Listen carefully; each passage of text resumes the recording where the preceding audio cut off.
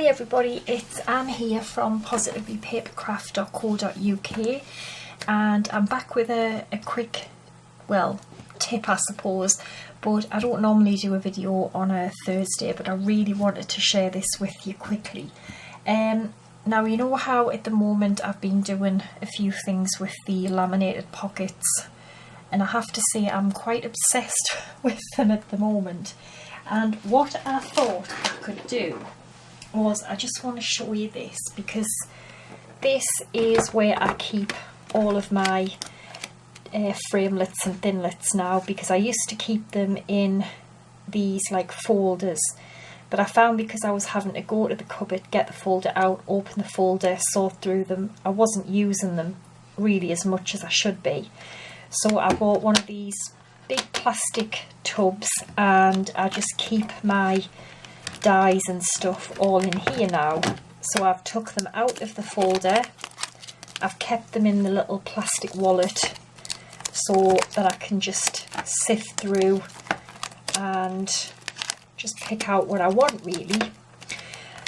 But I have a few that I don't have a folder for, and I don't really like them without a folder because the dust gets on them and whatnot. So I think you might be gonna guess where this is going. So what I've made with the laminated pockets is my own sleeves. So it's done exactly the same way. It's just the two pockets, two pieces of laminator inside the A4 sheet, and I just think it's brilliant. And there was a lady who commented on my video yesterday, and I'm really sorry but I'm not sure who the lady was, but she asked if you could punch a finger hole in, and you can, because I've just done it and it went through fine, no problems. I just used a 1-inch circle punch, so you can. But yeah, I think this is just a genius idea. I knew I would think, my kind of brain hasn't stopped thinking of things I can do with them, because I think it's just such a cool idea. So that is what I've come up with, and it's just so easy to do. So I'm going to quickly do one with you. I know I've done them, but just in case anybody hasn't seen. So an A4 laminating pouch will hold enough for two pockets.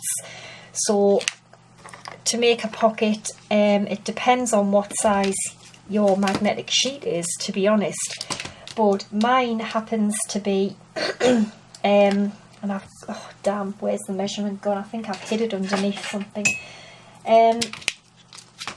Well, let's just measure my magnetic sheet. So it is 5 1/4 by 7 1/8. So I'm going to make mine 5 1/2 by 7 1/2, just to make sure there's enough room. So that's what I must have cut these to, 5 1/2 by 7 1/2. So I'll just quickly get these out the way.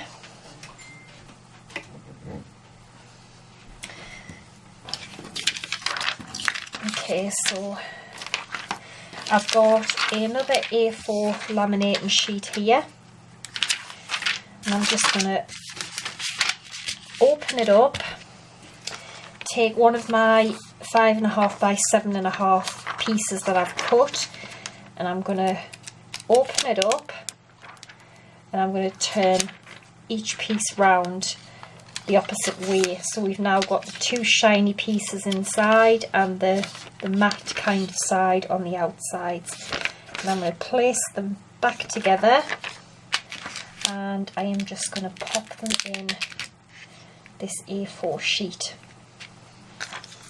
Exactly the same as how I've done the bookmarks and the dashboard for the traveller's notebook, but this is just a bigger one, really, bigger size. So peel apart and turn both over the opposite way. Okay, and then I am just going to leave a small gap so we can cut them,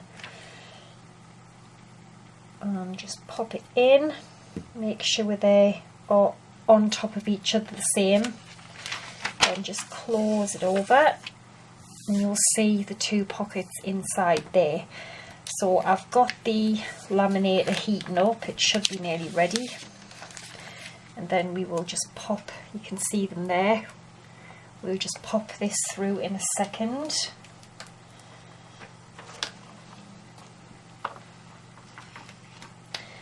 But yeah, my little mind has been ticking away thinking, what else can I use this technique for, because I have a few other ideas as well that I will probably try out later, because I've always seemed to need pockets and things, and you know, you can't seem to get the sizes you need, and also they can be quite expensive, and laminator pouches aren't. I think you can pick up a big pouch of A4 laminating sheets for, you know, a couple of pounds really, so they do go a long way. So I'm just waiting for this to go green. There we go. So just carefully pick it up. You want to avoid these pockets moving around, and we're just going to feed this through the laminator.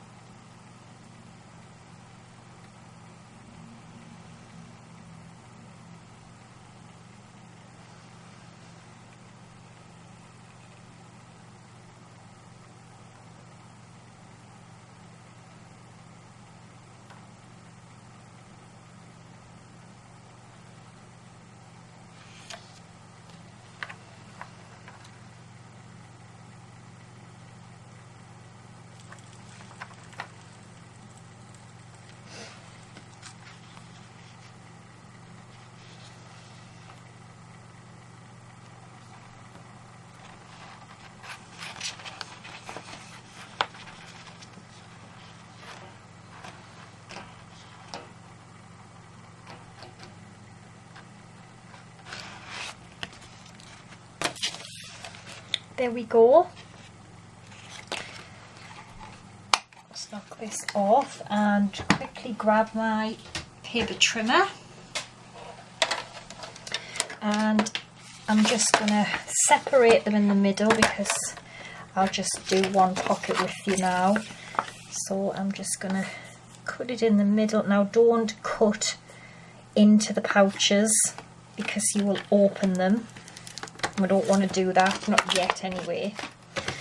So I've left, you can see I've left a little bit of an overhang, so I'm just going to get rid of some of the excess laminating stuff. A bit more on there.